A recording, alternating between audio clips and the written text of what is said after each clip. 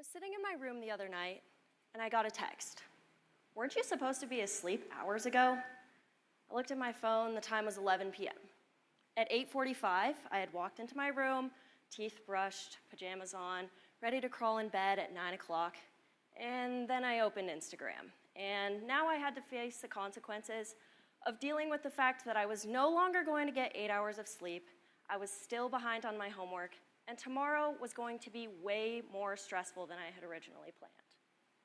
I found myself thinking, what have I missed out on in my life while I've been here catching up with other people's? So I decided to look into it. Turns out, over the past month, I spent over 150 hours on my phone.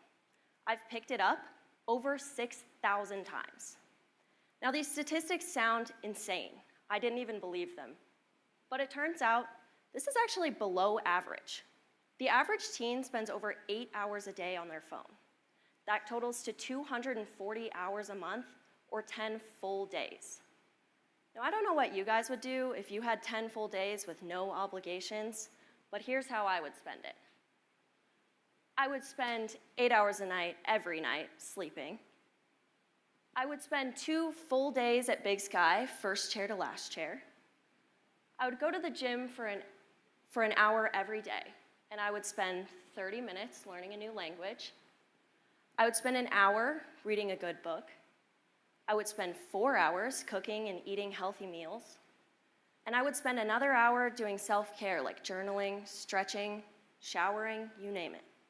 I would do every single one of these things and still have over 60 hours unaccounted for. Now, when I was in 6th grade, I begged my parents for a phone.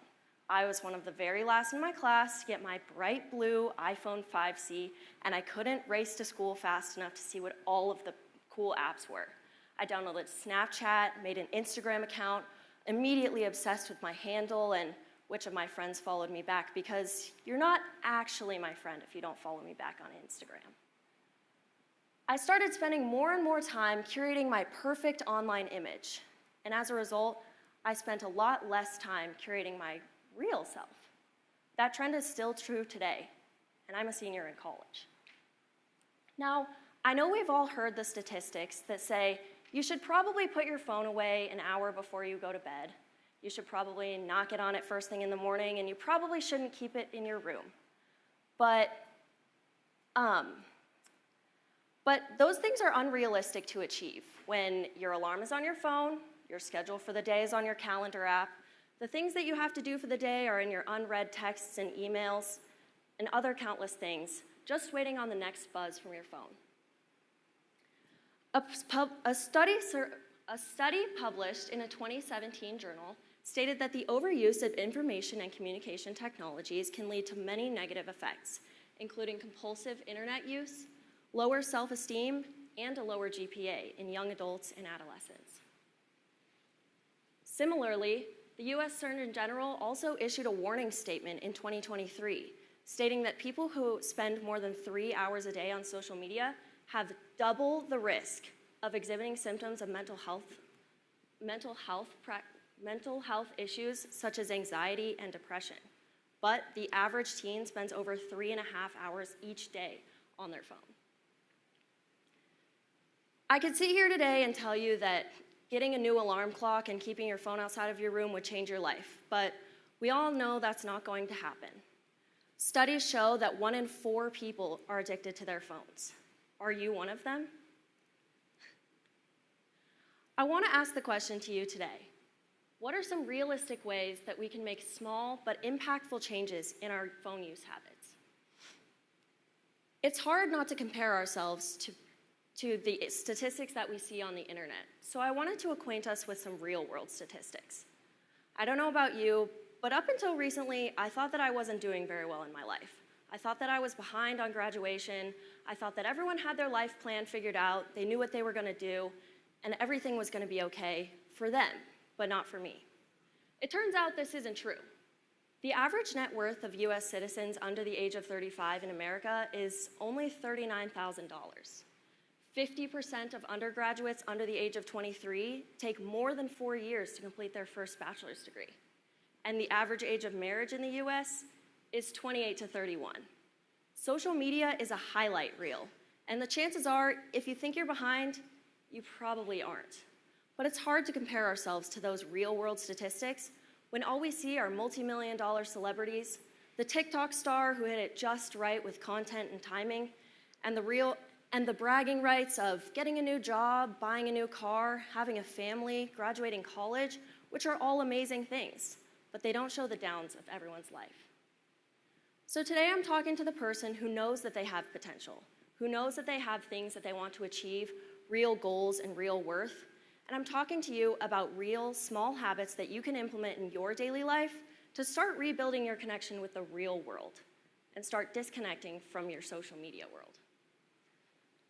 There's 3 skills that I want to talk to you about today, the first of which is practicing delayed gratification. As humans, we have a tendency to choose the most instantaneous result. We choose the fastest food delivery, we choose the fastest result, we choose the thing that will grant us the most satisfaction in the quickest way. This includes apps like Amazon, DoorDash, TikTok, Google. Instant gratification is at the tips of our fingers every second of every day. But practicing delayed gratification has its benefits, and often when you choose the farthest thing from you, you reap the greatest benefits from it. The way that I like to practice delayed gratification in my real life is with time limits on my phone. I set real limits for time I can spend on apps, and I set a time for my phone to shut down. And let me tell you, it is annoying to get by when it goes off. Doing this allows us to take real steps. When that time limit kicks you out, you have the ability to set your phone down and say, am I doing something productive with my time? Could I be using the next 10 minutes of my life to be doing something that would benefit me in the real world? Could I be calling my mom, my dad, my brother, or my sister? The second way that I think we should start implementing relationship boundaries with our phones is being intentional about interactions and online relationships. Who do you follow? Does it benefit you? Are you having interactions that make you a better person? These are all things that we can think about when we're hitting that follow button or before we post that comment online. Would you be able to sit down with that person that you're submitting that comment to and say it to their face? And if not, why are you spending the time on it? The founding president of Facebook, Sean Parker, was quoted saying that the thought behind the algorithm of Facebook was, how do we consume as much of your time and conscious attention as possible? Let me say that again. How can we consume as much of your time and conscious attention as possible? They want to create a social validation feedback loop so that every buzz you hear has you wanting more. But we have the power to break this feedback loop by being intentional about our relationships, by turning off our notifications. Would you be having this interaction in real life? Is it benefiting you? Think through those things before you're having those social interactions. And the last skill is implementing small but easy habits. Now, I know there's probably 100 habits that I could tell you today that would make all of our lives a better thing. But there's a few that directly relate to technology that I want to tell you about. The first is prioritizing face-to-face conversations. When's the last time you sat down for a dinner or had a coffee date without your computer or your phone in between the person across from you? Face-to-face conversations are thought to increase life satisfaction and decrease depressive symptoms. The second is meditation and visualization. When that screen time limit kicks you out of the app, could you be meditating? Could you be visualizing your future? Could you be working towards a goal that you have in your life? Meditation is shown to increase both physical and mental health, and it's also been shown to slow the shortening of telomeres, which is the main cause of aging. Now, I don't know about you, but I think I would 100% rather spend 10 minutes effectively meditating and living an extra 5 or 10 years than catching up on those 3 videos. The last skill I want to talk to you about today is physical separation from your phone. In 2017, a study was done with 3 groups of people. The first kept their phones outside of the room. The next group of people kept their phones across the room from them, and the third kept them in their pockets. They measured ability to engage and attention span. Now, in every situation, the group who had their phones outside of the room constantly overperformed both other groups. But all three said that their phones didn't affect their performance at all. If becoming a more productive person was as simple as leaving your phone in the kitchen before you went to eat dinner, would you try it?